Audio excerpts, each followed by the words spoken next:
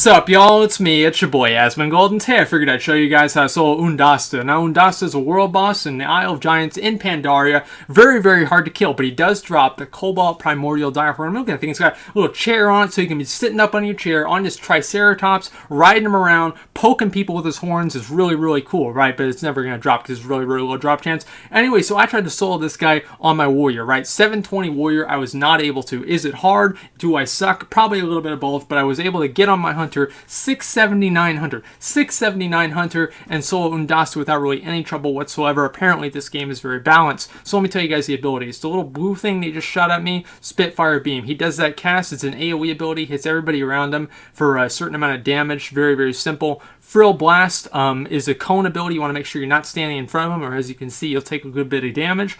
Also, he casts Growing Fury. As you can see, that's a little buff he just got. He deals 10% more damage. It stacks up. It's pretty much like a softened rage of the fight. He also casts Crush on his main target. Crush pretty much reduces the target's armor by 25%, and so it stacks up. And so obviously 4 stacks of that is going to make it to where you're not taking, you have 0 armor, which is very, very bad. And that's actually what made me die as my warrior, playing my warrior. And as you can see right here, I am doing it on my hunter as Beast Mastery with a Spirit Beast. And the reason I'm doing it with the Spirit Beast is because Oondasta actually does a lot of damage to his secondary target in between using Spitfire Beam and Piercing Roar. And you'll see it towards the end of the fight. Now in a minute here, I'm just going to speed it up. I think you guys can understand pretty much what's going on. This is mostly a tank and spank, but it just gets really, really rough at the end. And towards the end of the fight, whenever he has like 5 or 6 or 7 or 8 stacks of Growing Fury, the Piercing Roar and Spitfire Beam are going to be doing nearly double damage, and so you are going to be taking a lot of damage from that. I think I'm seeing like almost 50k per Spitfire Beam,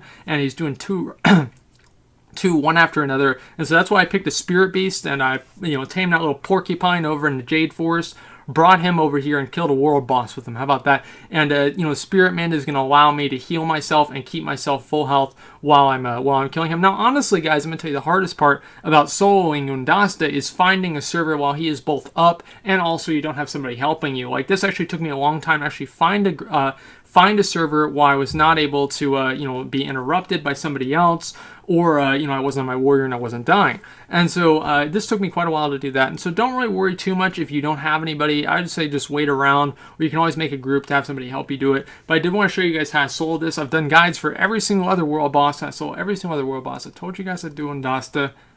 Here it is. So anyway, this is like one of the, honestly, I didn't really know if I'd be able to do it on my warrior, and I got him to 500k. I'm to 500k.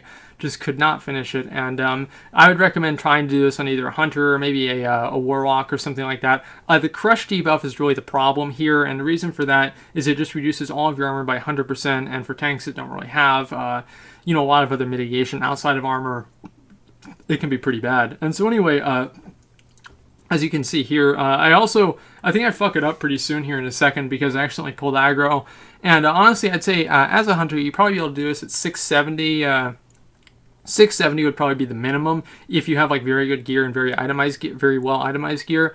But I would say 680, you're really going to have no trouble whatsoever doing this, assuming that you do have a Spirit Beast. If you don't have a Spirit Beast, probably need to be about 700 item level, but of course I'm sure there are some people who can prove me wrong.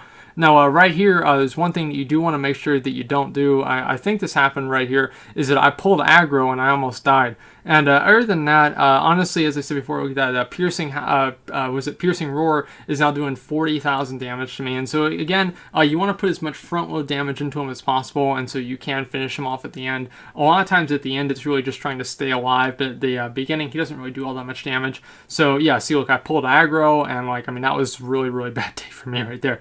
And so you want to be really careful not to do that. But anyway, as a tank, really try and do as much front load damage as possible to this boss, and then try and just survive towards the end and hope that he dies in the process. Just because you can use everything on DPS towards the beginning and it won't really matter too much. And on top of dropping the Cobalt Primordial Direhorn, he drops some was it Dinosaur Bones? Not really too important, and just some other 522 gear. I honestly, whenever this boss came out, I could have never imagined myself soloing him. I remember it took like 80 or 90 people to kill this boss, and soloing him right now is actually pretty crazy. And so anyway, I wanted to show you guys pretty much how to do it and what I did to get it done. And so yeah, loot, don't worry, it's not the mount. It's not the mount. I thought it was. It wasn't. So anyway, guys, that's pretty much all it takes to solo Oondasta. Again, you know, try and get a hunter or a warlock to do this. But if you don't, you've got to have really, really good tank gear to get it done. But anyway, guys, as you can see, there's my gear, and that's really pretty much all I got. By the way, the add-on I'm using to switch realms back and forth is called Cross Realm Assist. I suggest you guys get it if you're doing stuff like this yourself. But anyway, guys, that's pretty much all I got. So thanks for watching, and like, comment, subscribe.